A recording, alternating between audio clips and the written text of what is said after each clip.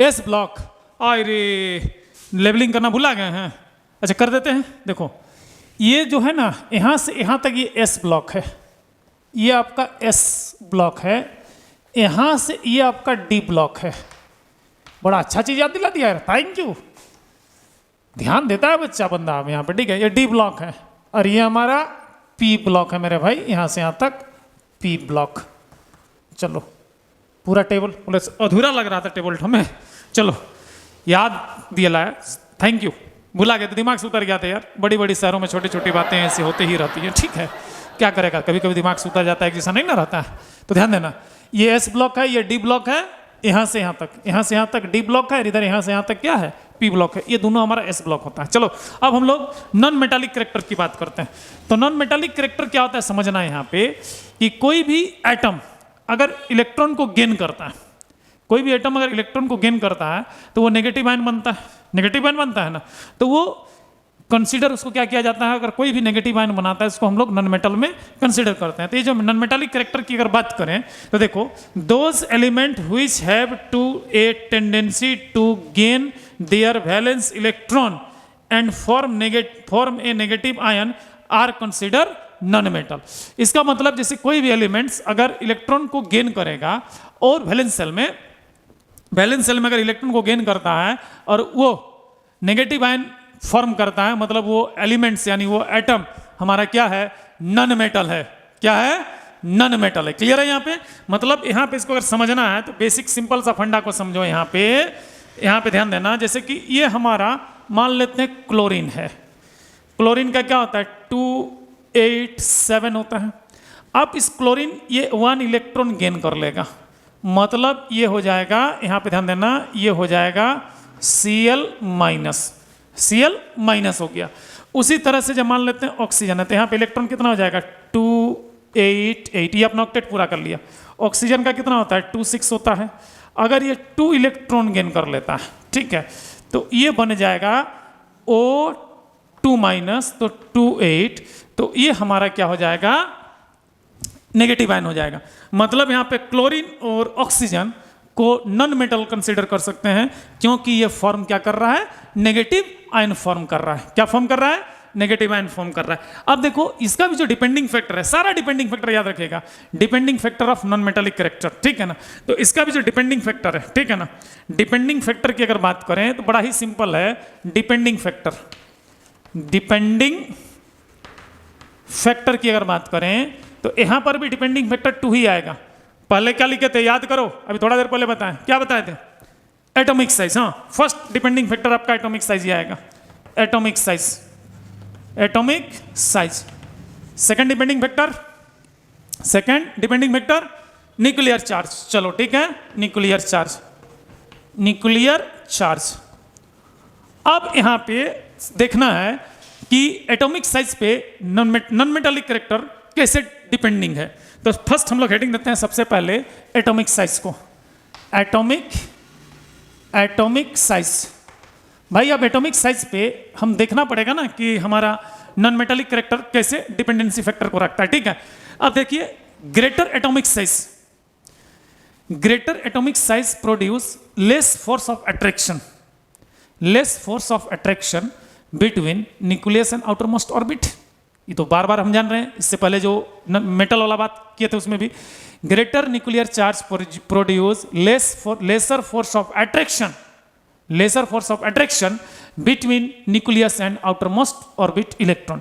Due to this reason outermost orbit electron easily ejected due to tiny force of attraction applied on it, hence metal is less non metallic.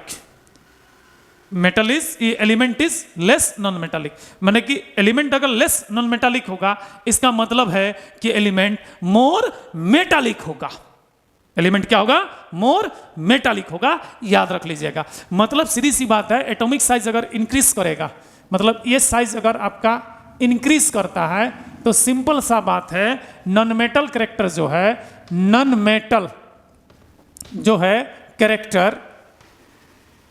Non metal character क्या करेगा, decrease करेगा। Non metal character क्या करेगा, decrease करेगा। मतलब any elements number of cell as well as number of cell increase, then atomic size increase. अगर number of cell increase करता है तो एटॉमिक साइज भी इंक्रीज करता है. एटॉमिक साइज अगर इंक्रीज करता है तो फोर्स ऑफ अट्रैक्शन न्यूक्लियस और आउटर मोस्ट ऑर्बिट के बीच कम हो जाता है, जिस कारण से आउटर मोस्ट ऑर्बिट का इलेक्ट्रॉन इजीली इजेक्टेड हो जाता है external tiny force of attraction से. ठीक है, वो इजेक्टेड होकर के दूसरा में चला जाएगा, जिस कारण से ये एलिमेंट लेस नॉन मेटालिक होगा. Less non metallic that is more metallic. तो सिंपल सा बात है कि आउटर मोस्ट ऑर्बिट माने कि नंबर ऑफ सेल अगर ज्यादा इंक्रीज कर रहा है, नंबर ऑफ सेल ज्यादा इंक्रीज कर रहा है, अगर नंबर ऑफ सेल ज्यादा है तो एटॉमिक साइज भी हमारा लार्जर होगा, और जितना ज्यादा लार्जर होगा वो एलिमेंट्स उतना ही लेस मेटालिक होगा. इसका मतलब ध्यान दीजिएगा, यहाँ पे देखिए, यहाँ तो हाइड्रोजन को छोड़ दिए तो इस सारा मेटल है, तो इससे ज्यादा मेटल ये तो यहाँ पे ये तो मेटल ही हो रहा है, लेकिन यहाँ पे ध्यान दीजिएगा, इस जगह पे समझिए. फ्लोरीन आपका नॉन मेटल है, क्लोरीन नॉन मेटल है, ब्रोमीन नॉन मेटल है, आयोडीन नॉन मेटल, एस्टेटिन थोड़ा सा मेटलाइट्स की कैटेगरी में आ जाता है, टेनासिन मेटल में आ जाता है. क्यों कि इधर नंबर ऑफ ऑर्बिट्स बढ़ते जा रहा है, तो नंबर ऑफ ऑर्बिट्स बढ़ते जा रहा है तो फोर्स ऑफ अट्रैक्शन न्यूक्लियस के बीच, न्यूक्लियस और आउटर मोस्ट ऑर्बिट के बीच डिक्रीज हो जा रहा है. डिक्रीज हो रहा है तो टेनासिन का इलेक्ट्रॉन इजिली इजेक्टेड हो जाएगा. तो इस कंपेरिजन में ये फ्लोरीन आपका मोर नॉन मेटालिक हो जाएगा, लेकिन टेनासिन आपका लेस नॉन मेटालिक होगा. ये क्योंकि ये मेटल के करेक्टर की ओर एसिव करने लगेगा, क्योंकि हमारा डिस्टेंस बढ़ जाता है. क्या बढ़ जाता है? डिस्टेंस बढ़ जाता है, जिसके कारण न्यूक्लियर पुल की बात करते हैं. आउटर मोस्ट ऑर्बिट और न्यूक्लियस के बीच जो न्यूक्लियर पुल का जो वैल्यू होता है वो डिक्रीज कर जाता है यहाँ पे. ठीक है, डिक्रीज कर जाता है. इस कारण से ध्यान दीजिएगा, टॉप टू बॉटम अगर जाएंगे ट्रेंड्स इन ग्रुप, ठीक है, तो top to bottom moving in a periodic table, then non metallic character decrease. लेकिन मेटल में क्या था, टॉप टू बॉटम जा रहे थे तो मेटालिक करेक्टर इंक्रीज कर रहा था. दिक्कत नहीं? दिक्कत है. चलो, मैं दिमाग में बैठ गया नहीं वाला, भूलेगा नहीं नो. ठीक, चलो आगे देखते हैं. इसके बाद हमारा न्यूक्लियर चार्ज की बारी है. Second number nuclear charge. Nuclear charge, तो न्यूक्लियर चार्ज की अगर बात करें, ध्यान दीजिएगा, न्यूक्लियर चार्ज की बात करें तो ग्रेटर न्यूक्लियर चार्ज मतलब न्यूक्लियस पे अगर अमाउंट ऑफ चार्ज ज्यादा होगा, अमाउंट ऑफ चार्ज ज्यादा होगा, इसका मतलब फोर्स ऑफ अट्रैक्शन यानी न्यूक्लियर पुल ज्यादा होगा, जिस कारण से आउटर मोस्ट ऑर्बिट का अट्रैक्शन यानी कि अट्रैक्शन इधर ज्यादा रहेगा. मतलब कि attraction between the outer most orbit electron and nucleus is more and more. Due to this reason, outermost orbit electron ejected very difficult and cannot become positive ion and it become negative ion. ये ले सकता है, nuclear पुल ज्यादा है तो ये ejected नहीं करेगा, तो ये हमारा किसी और को ले सकता है. मतलब ये नेगेटिव आयन में कन्वर्ट होने में ज्यादा इसके लिए सपोर्ट होगा, पॉजिटिव आयन बनने में सपोर्ट नहीं होगा, जिस कारण से ये हमारा मोर मेटालिक होगा. मतलब न्यूक्लियर चार्ज अगर इंक्रीज करता है तो इसका मतलब है कि एलिमेंट मोर नॉन मेटालिक होगा, मोर नॉन मेटालिक होगा. मतलब यहाँ पे इसका अगर न्यूक्लियर चार्ज का अगर डिपेंडेंसी की बात किया जाए, न्यूक्लियर चार्ज का डिपेंडेंसी की अगर बात किया जाए, ठीक है, तो इसका जो डिफिनेशन होगा एक लाइन पे होगा. ध्यान दीजिएगा, यहाँ पे greater nuclear charge produce greater force of attraction. Greater nuclear charge produced greater force of attraction between nucleus and outermost orbit electron. Due to this reason, outermost orbit electron ejected very difficult and elements become more non-metallic. Elements become more non-metallic. मतलब अगर nuclear charge increase करेगा तो सीधी सी बात है non metal character ये भी क्या करेगा, इंक्रीज करेगा. नॉन मेटल करेक्टर क्या कर जाएगा, इंक्रीज करेगा. अब ध्यान देना, यहां पे डाउन द ग्रुप की बात करते हैं. Down the group,